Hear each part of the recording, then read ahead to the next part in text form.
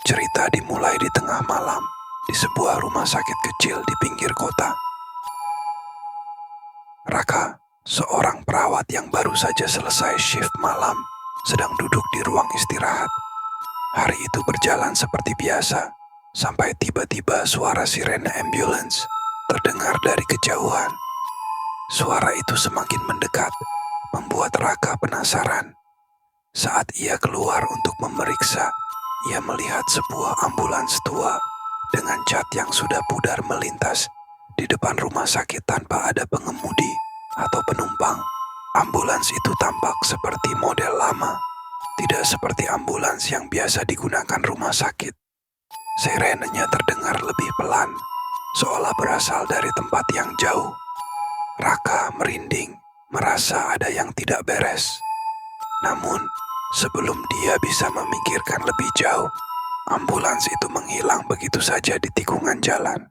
Keesokan harinya, Raka menceritakan kejadian tersebut kepada teman-temannya sesama perawat, Andi dan Maya. Mereka tertawa, mengira Raka hanya terlalu lelah. Namun, seorang petugas kebersihan rumah sakit, Pak Slamet, yang mendengar cerita itu langsung berubah pucat. Andi dan Maya mulai merasa tidak nyaman. Mereka meminta Pak Slamet untuk menceritakan lebih lanjut. Pak Slamet bercerita, ambulans itu sudah tidak dipakai selama bertahun-tahun. Dulu ambulans itu digunakan untuk mengangkut korban kecelakaan besar di sini. Namun, sejak kejadian aneh terjadi, pengemudi dan semua yang naik ambulans itu mati secara misterius.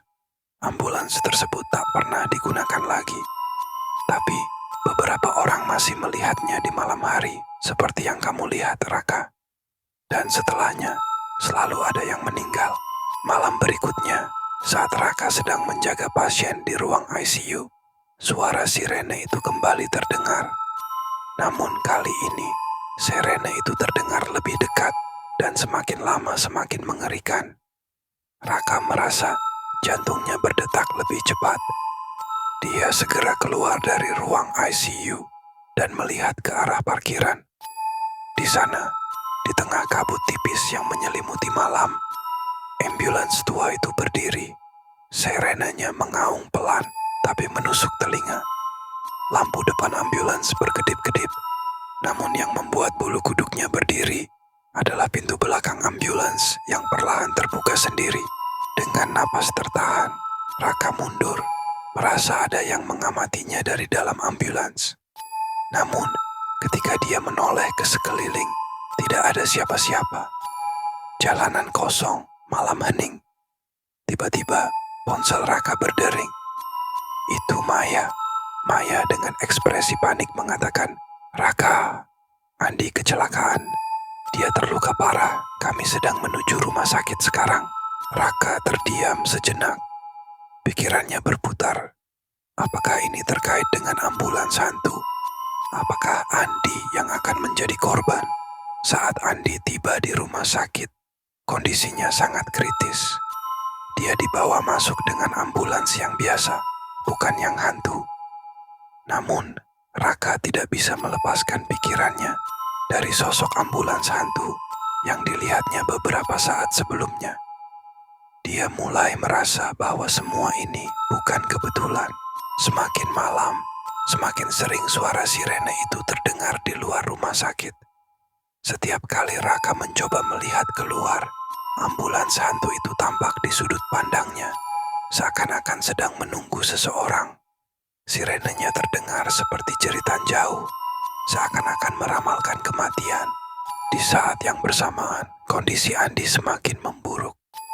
Maya yang duduk di samping Andi terlihat semakin cemas, sementara Raka terus-menerus terganggu oleh suara sirene yang tidak kunjung berhenti. Akhirnya, Raka memutuskan untuk menemui Pak Slamet lagi, berharap mendapatkan jawaban.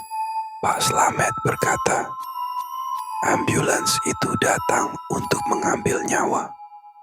Aku tidak tahu siapa yang akan diambil kali ini, tapi kau harus bersiap-siap. Karena jika sudah terdengar sirenenya, akan ada nyawa yang hilang.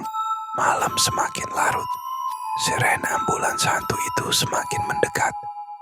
Maya yang mulai putus asa menahan tangan Andi yang terbaring lemah di ranjang rumah sakit. Raka yang gelisah berkeliling, merasa tidak berdaya, dan tiba-tiba suara sirene itu berhenti. Hening, tidak ada yang bergerak. Raka menoleh keluar jendela, dan di sana ambulans tua itu berdiri diam di parkiran dengan pintu belakang yang terbuka lebar, seakan menunggu penumpang baru. Dengan perasaan takut, Raka berlari ke ruangan ICU. Saat dia tiba, Andi sudah tidak bernapas. Maya menangis di sampingnya, menjerit memanggil-manggil nama Andi. Di luar, pintu ambulans hantu perlahan tertutup, seakan telah membawa sesuatu bersamanya. Sirene mulai terdengar lagi, kali ini semakin menjauh, menghilang di kejauhan. Raka berdiri terpaku di depan jendela, menyaksikan ambulans hantu itu menghilang ke dalam kabut. Dia tahu, mitos itu bukan sekadar cerita. Ambulans itu akan kembali lagi untuk membawa nyawa berikutnya. Ikuti terus kisah-kisah misteri lainnya di channel ini. Dan jangan lupa like, komen, dan subscribe. Karena misteri selalu menunggu di setiap sudut. Terima kasih.